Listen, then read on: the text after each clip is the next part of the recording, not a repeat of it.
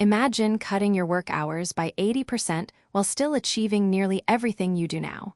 It sounds impossible, but the science behind the 80/20 rule says it's not just possible, it's how the world actually works. Picture yourself as a gardener, watering every plant equally, tending to every weed with the same diligence, and pruning branches that will never bear fruit. At season's end, you're exhausted, and your harvest is mediocre.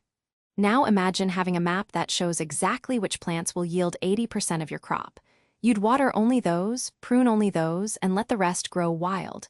You'd work half as hard and eat twice as well. This isn't a fantasy. It's the 80/20 rule, or the Pareto Principle.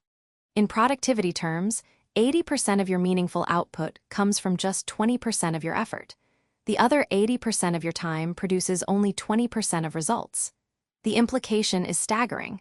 Identify that vital 20%, and you could achieve nearly everything you do now in 1/5 the time. The story begins in 1906, when Italian economist Vilfredo Pareto noticed something peculiar in his garden. 20% of his pea pods contained 80% of the peas. This wasn't a botanical anomaly, it was a pattern.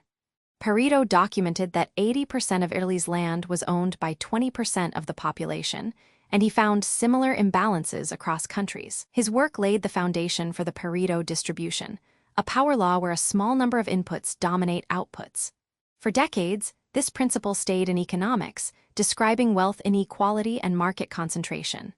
Then, in the 1940s, quality management pioneer Joseph Jurin discovered Pareto's work and applied it to business processes, coining the vital few and the trivial many. At General Motors, he showed that 80% of car problems came from 20% of production issues. Fix the 20%, and you fix most problems. If the 80/20 rule is so powerful, why is it so hard to implement? The answer lies in cognitive biases. The completion bias pushes us to finish small, manageable tasks over working on large, important ones.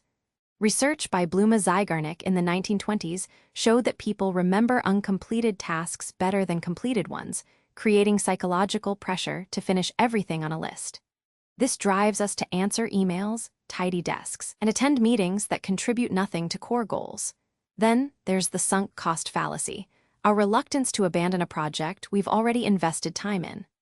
A 1985 study by Arks and Bloomer demonstrated that people continue investing in failing projects simply because they've sunk resources into them. In productivity terms, this means we grind on a mediocre task for an hour rather than pivoting to a high-impact one. The 80/20 rule demands we override these biases, and that's painful. The science behind the 80/20 rule is compelling. In 2015, software company Redbooth analyzed over 200,000 tasks on their platform and found that 80% of completed tasks were finished by just 20% of users. While not perfect, this hints at a deeper truth. A small subset of actions drives most outcomes. More rigorous research comes from time use studies. A 2007 meta-analysis by Cleasons and colleagues, published in the Journal of Occupational and Organizational Psychology, reviewed 35 studies on time management. It found that only a small subset of behaviors, specifically goal setting, prioritization, and delegation, predicted performance. The researchers concluded that most time management techniques are noise.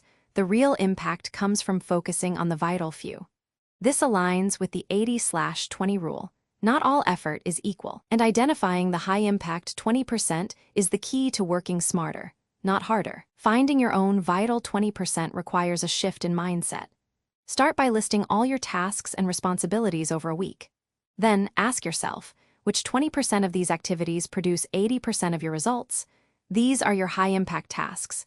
They might be creative work, strategic planning, or key client interactions. Everything else, the trivial many, can be delegated, eliminated, or minimized. A practical tool is the Pareto audit. For each task, rate its impact on a scale of 1 to 10. Focus only on tasks rated 8 or above. This process is ruthless, but it's backed by research. A study by Koch in the 80/20 principle showed that people who apply this rule report higher productivity and lower stress. Remember, the goal isn't to do more, it's to do less better. Identify your 20% and protect it fiercely. The 80/20 rule isn't without controversy. Critics argue that it oversimplifies complex systems and can lead to neglect of important maintenance tasks. For instance, ignoring 80% of your customers might save time, but it could damage long-term relationships. Similarly, in creative fields, the trivial many often spark unexpected breakthroughs. The key is balance. The 80/20 rule is a guide, not a rigid law. Research by Braffman and Braffman in the starfish and the spider suggests that decentralized systems thrive on diversity, not just focus. So, while you should prioritize the vital 20%, leave room for exploration and serendipity. The most effective productivity strategy isn't to eliminate everything else, but to systematically reduce the low-impact 80% while staying open to new opportunities. Use the rule as a compass, not a cage. Implementing the 80/20 rule isn't just a logical exercise, it's an emotional one. Letting go of low-value tasks can feel like failure, especially when you've invested time or identity in them.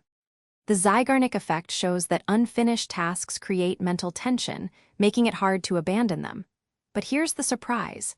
That tension is often misplaced. Research by Masacampo and Baumeister in 2011 found that simply making a plan to complete a task reduces its cognitive load, freeing your mind for more important work. So, instead of finishing every low-value task, write down a plan to address it later, or decide not to do it at all. The emotional relief of letting go can be profound. By focusing on your vital 20%, you not only achieve more, but also reduce burnout. The 80/20 rule isn't about working less. It's about working on what truly matters. The 80/20 rule isn't a productivity hack. It's a way of seeing the world. By focusing on what truly matters, you can work less, achieve more, and reclaim your time. If you found this valuable, explore our other videos on evidence-based productivity.